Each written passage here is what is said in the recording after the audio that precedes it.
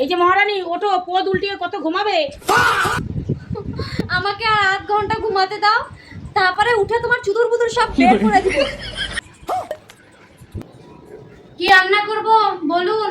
ডাল, বড়া, মিষ্টি কুমড়ার তরকারি, পটলের তরকারি, একটু মাংস, 5টা ডিম কষা, সাথে দই, মিষ্টি, একটু চাটনি।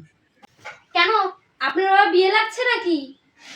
ডাল, আলু ভাজা, ডিম ভেজে দিচ্ছি, চুপচাপ খেয়ে নেবেন। বাড়িতে শ্বশুর বলে একটা জিনিস আছে নাকি? এরকম বগল দেখিয়ে ঘুরে বেড়াচ্ছ। শ্বশুর তো আমাকে মেয়ের নজরেই দেখে। আমার তো ডাউট আছে আপনার উপরে, আপনি লেসবিন নয় তো? টাটা।